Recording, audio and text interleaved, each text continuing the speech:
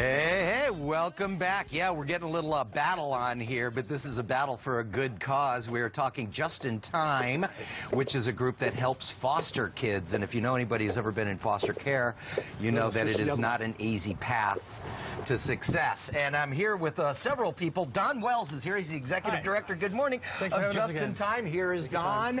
And you are with Rashay, right? Yes, that's me. Rashay, good morning. And you have brought a couple other folks. Who are these guys? Well, Deron Johnson, he's one of our volunteers, and he's going to be actually leading people in some exercises at our JIT Jumpstart event next Saturday. Very cool. And Zach is one of our participants. And Zach, I should say, yes, was a foster child. Yes. And now transitioning out.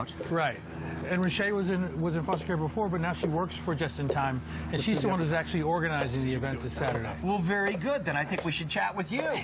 Good morning to you. Good morning. So what is the idea? First of all, this thing is going to be happening next Saturday, I believe, out at Balboa Park. We'll get the information up in a second. But what is the sort of the purpose of this? So what we have an initiative called Healthy Practices, and the idea behind it is getting our youth connected in learning sexual awareness, mental health awareness, and then even some self-care. So self-care. Yes. So basically, how does this help? Now, you were in the foster system, yes? Yes. And tell us how this has helped you, this sort of group effort. So unfortunately, I actually didn't get to be a part of Just in Time for Foster Youth, so I get to see it on a different side. From the outside looking in. On the outside looking in, and it's amazing. I get to see the connections that the youth are making with the staff and other people within the community, and then also the whole self-care side. Be able to learn how to better yourself in a busy world. Yeah. Well, those are great lessons. Don, so would you want to talk to Zach? Let's go over and talk to Zach and see how you doing over here. Zach, good morning. Good morning. How you doing, man? Looks like you're a little bit out of breath over there from doing this kind of stuff. No, I'm okay. You're doing all right.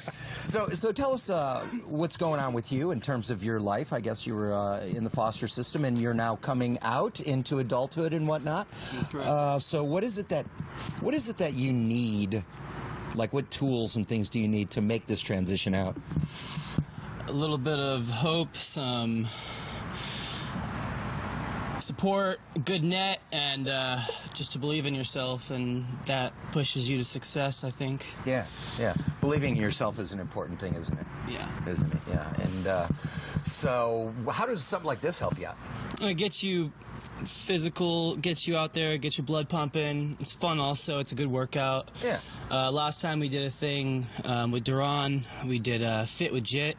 It was really fun. I had a really good time. The youth had a really good time. I think they'll have a really good time at the event coming up. Yeah. So it'll be a really good opportunity for them to get out and get connected with people. Right, which is a whole health fair. And young man, now that you've captured your breath, good morning. Tell everybody who you are. My name is Deron Johnson, and I'm a volunteer with the Healthy Practices Committee for Just in Time. Right. And so how do you think when you go through these exercises like this, how do you think this helps? Well, it's hard to get physical health. You have to get emotional. You have to be physically healthy in order to create emotional health. So it's like a pyramid, and the bottom is physical health. So to be emotionally connected and healthy and mentally healthy, we want to be physically connected and physically healthy. Good point. And that's very important. Yeah, it is very important. It is, because if you feel good physically, oftentimes that will translate into your emotional health and your mental health and things like that. And so how have you seen things? How has this helped these kids as they go? Been involved with this? Just in Time's whole philosophy is that the young people need resources and they need relationships. So this JIT Jumpstart is really a combination of those two things. There's going to be all kinds of resources for them. There's going to be health screenings, like Rashay was saying, and other things that are going to help them learn things about self-care and about health.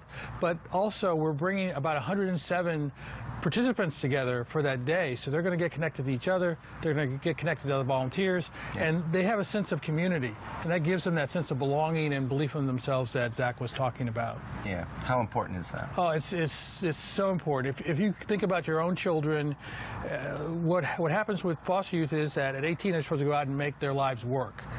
Without having those kinds of connections, without Right. understanding those knowledge gaps that exist for them.